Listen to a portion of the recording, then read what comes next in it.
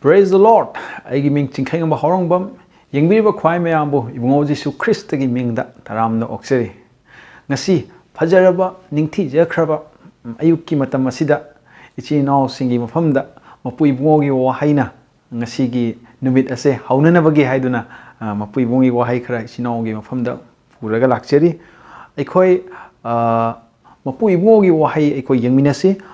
ahanba Johan pandu marigi pada tratret ayhak pajarake ahanba Johan pandu marigi pada tratret asumna hairi asida aikhoigi nungsiba adu mapung phahanbire maduna isorgi wayen gadaba numit aduda aikhoina thauna phana leinabani maramdi mahakna oiribagumna aikhoina su taibang panda oiribani mahakna oiribagumna aikhoina su taibang panda oiribani hallelujah ichi now sing aikhoi mapui bona aikhoi se sembirakpa matamda taibang mingoiba ama oinde sembire adubu nang aigi purpose haiba tare karigi damakta mapui bona sembire ino nang aigi asengba identity se karino haina aikhoi khanba kyam khanba mayam yaramani haibasine aikhoi ai matam amadasu yam khalame sigi wakhalse karigi damakta ishorna aibu sembire ino aigi taibang panda aina laibase karigi damakta no ai thabak taunanabagira ai nupi angang thiraga family leiraga adum chatkhidoira aigi purpose se karino tasengna taibang panda laibase ado religion kya amada yenguba matamdasu chapchaba aigi isagi oina personal oina religion atopabu ai sidha jabasu leijade disrespect su tawjade ina religion khuding pu respect tawjari adubu aiha ki personal satisfaction ase atopa religion aina thijan homjan jaruba khajiktang religion kharadadi aina uwa phangjade aingonda penba oijade haiba adu personally aina jengpa matamda mapui mogi wahi haibadi the holy bible da ikhone jengpa matamda top yamna satisfying oiba answer ke ana pik thanduna lei haibasini sinawsing ahanbada nang aise kanano haiba matamda mapu ibungogi wahaina hai aikhoi ibungo Jesu Christabu aikhoina kanbiba mapu ni haina hek lausan mamikupta aikhoi se mapu ibungogi macha oibagi hak ado aikhoida pibire haidno hai God has given us the right to become His children when we receive Jesus Christ as our personal Savior. John chapter 1 verse 12-13 da yam make sing na irna lei haibasine adna ichi now sing da ina haijaning basidi karigumba nahakna ibungo Jesu Christa bu kanbiba mapuni nahaki ayol aran gidamak ibungo Jesu Christa na Calvary cross ta ita biduna nang aibu aran khubam pinabire haina thajabi bataragadi nahak mapu ibungo gi machani haibda landre haibasine hojikti nahakti hojik mapu ibungogi punamakti nungsiba macha singado oirabani sinawsing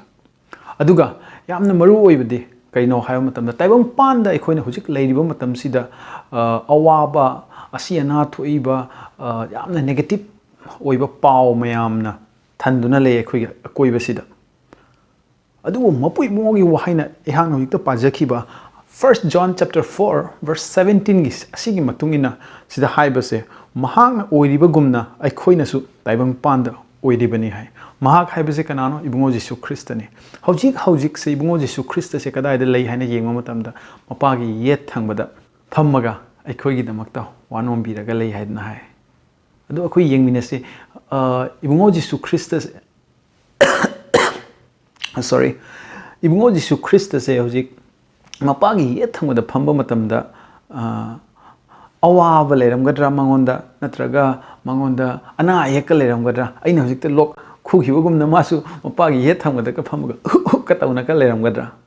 leramoiko aduna maram aduna aikhoisu ngasidi ibungo Jesu Christa gumna taibang panda oire haidna mapu ibungogi wahaina aikhoida takpiri hoi chumi taibang panda leiringai dadi mapum phabadi kana su leiroi adumakpu thawai dadi aikhoise loina mapum phare haibasine ibungo Jesu Christa bu kanbiyo mapune haina thajaba he hek mikupta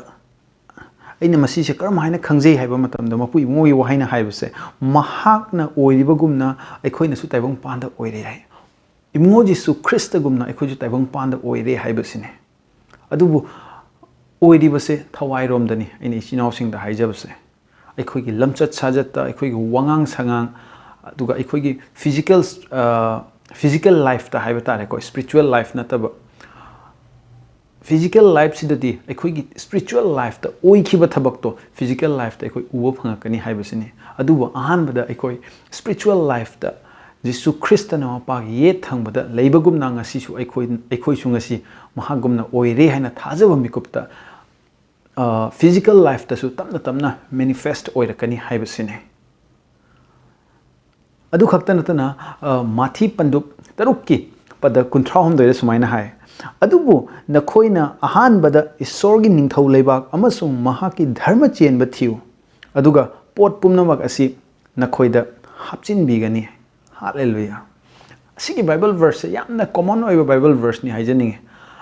Sunday school gi angang kaya amasu adum memorize toroga leramgani chimpha puraga leramgani aina leramgani hana thajai adubu mi anambana asigi scripture sidagi miss tauba haibadi chitha hoba portion dudi karino haiba matamda asdei sida ahanbada ibungo mahaki ningthau leibak thiu haina hai aikhoidi ningthau Jisu Krista bu kanbi mapune haina hek lopsanjaba mikupta aikoi mahaki ningthau leibak to aikhoina phangkhrabane adubu aikoi common believer amana yamna miss out toganba portion se karino haiba matamda sei sig hairiba ahanra ningthau leibak thiu adugi mathangda haibase mahaki dharma chenba thiu haina haibase aikoi dharma chenba se karino haibase aikoi hekta confusion adum ileita lei ningthau leiba ka dharma chenba ga iman ta manabagi mawong ta dum khali aduma poichi no sing mase tonghali haibasine ahan da ningthau leiba thiu haibadi imungo Jisu Krista bu kanbi mapuni haina lawsanba mikupta aikoi se aran khubam haibase aikoi da leirabani haibadi salvation se aikoi da leirabani aduga ningthau leibak thiraba matung da sida hairiba dharma chenba thiu haibase karino haiba matamda aikoina aran khubam phangba matamda aikoina salvation phangba matamda nang aigi punsi se thawai romda transformation lae haibasini awonba lae anauba mapok ama pokle haiba mapok sidi kari mapok no dharma chenbagi mapok ai se hana papi oidno leirami ayol aranda lupno leiramba mioi ama oirami adubu Jisu Krista u thajabagi maramdagi thajabagi mapaldagi ai se hojikti anauba mapok ama poe haiba anauba mapok sidi dharma chenbagi mapok ni haibasini ai se hanagi papi gi identity do oidre ta papi gi saktam do oidre hojikti dharma chenbagi saktam ne aina puraga chalibase dharma chenbagi nature do ne aina puraga chalibase chi nausing aduna isi nausing da aina haijaning basidi karigumba nahakna ibungo Jisu Krista bu kanbi mapuni haina lawsanba mioi ama oitaragadi nahak se dharma chenba amasu oire haibase kawbigano maramdi aikhoina ningthau leibak thiba khakta nataduna dharma chenbasu akhona thiraba matung datatni sidai sida haibase pot pumnamak nakhoida hapchin bigani haina haise taibang panda darkar taba pot khuding makse aikhoida hapchin bigani haina haima puibungona amen asi yamna nungaiba pauni haijaning ichinau singda ngasi ichinau sing khangminasi nang aigi asengba achumba identity se karino hojik taibang mioiba ama oina nang aise ngasi mapu ibungo gi macha sing oirabani mapu ibungo gi macha oiba khakta nataduna ibungo Jisu Krista gumna nang aise oirabani dharma chenba ama oirabani ana ek yaudaba mioi ama oirabani awat pa mat leitaba mioi ama oirabani haibase kawvigan oichi nausi isa gi identity se akoina chumna mayek sengna khangaba mikubdatada aikoi achumba gi lambi da aikoina chatpase ngamgadawribani ngasigi telappa short message asidagi karigumba kharadi soidna ichi nau singi thamoi nungda renew tawbiramgani haibase thajajai ado ichi nau singna puning changna tabi bagisu haningai litan thagachai mathangi video da muk thengnasi hojiki oinadi God bless you and have a blessed day.